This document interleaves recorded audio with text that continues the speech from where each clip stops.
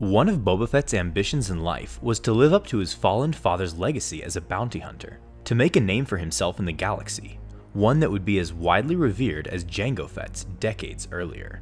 Although Boba himself was an unaltered clone of his father, his view towards other Jango clones was one of indifference, viewing them as just a product of a job his father did for credits. With that being said, the clones were still a part of his father's legacy, and when Boba found out the horror of what the Empire had done to his father's remaining DNA templates, it resulted in one of the very few times the bounty hunter ever went against the Empire he frequently served.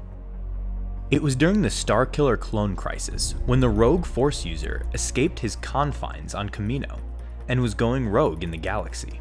Darth Vader hired Boba Fett as a result in order to capture Juno Eclipse and to bring her back to the water world, as a means to use her as bait to lure Starkiller back to the Sith Lord.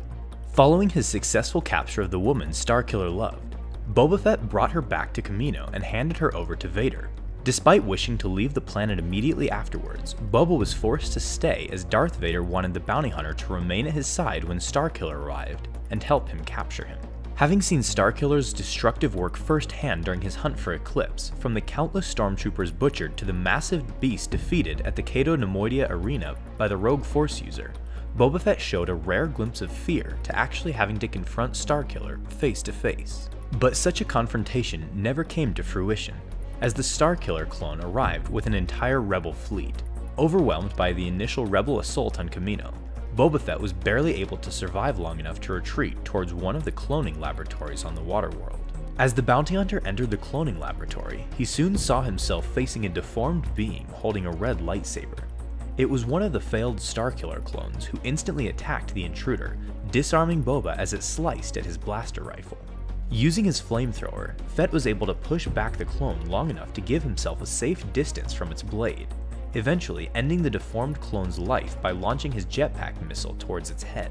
Following that confrontation, Fett was able to explore the cloning facility he had entered, slowly witnessing the horror that it had been transformed into by the Empire. He was able to see firsthand the experiments that the Empire was conducting on not only the Starkiller clones, but also those that shared his own DNA. Nearly all of the clones in their growth pods appeared to be deformed and ill, almost as if the Empire was intentionally making them appear to be more like monsters than human. Fett eventually came across one of the cloning scientists who was making his escape from the rebel attack. Fett confronted the scientist, demanding he explain himself. The scientist explained how the cloning process had failed, and that those nearly complete clones were likely going to die. Boba put his second blaster rifle up to the scientist's head, ordering the man to stay and save the clones from their cruel fate. That they were his father's legacies, and he wasn't going to have his name be disrespected in such a manner by having his greatest contribution to the galaxy fall apart like this. But the scientist threw a curveball back at the bounty hunter, explaining that those clones Boba saw were not of his father Jango Fett, but rather they were clones created from his own DNA. Going on further to explain how Darth Vader had earlier hired a female bounty hunter to obtain Boba's DNA, and even acquired his brain patterns for the memory flashes, which would have detailed portions of Boba's life to the clones to make them feel like they grew up a normal life despite being created in mere weeks. Which at this point in a cloning process was how quickly clones were produced compared to the Clone Wars, which was 10 years. Anyway, perhaps feeling betrayed by the Empire for going behind his back, and maybe even threatened that the Empire would soon have soldiers that had glimpses of his life through their memory flashes, Boba Fett open-fired on the scientist, killing him instantly, and then began to destroy all the cloning pods that contained his own clones. He fired upon them, set them on fire, and finally had the whole facility that contained the clones made from his DNA set to explode. With all the evidence linking him to their destruction gone, Boba re-entered the battlefront, but now with a completely different view toward the Empire he served. Later, hoping under his breath for Starkiller to kill Darth Vader when the Sith Lord was at the clones' mercy.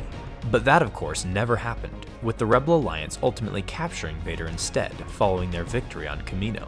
Despite his initial wariness of the Empire from earlier, Boba decided to honor his original deal with Vader and went on to track him to whatever prison the rebels were taking him to, likely rescuing the Sith Lord shortly afterwards.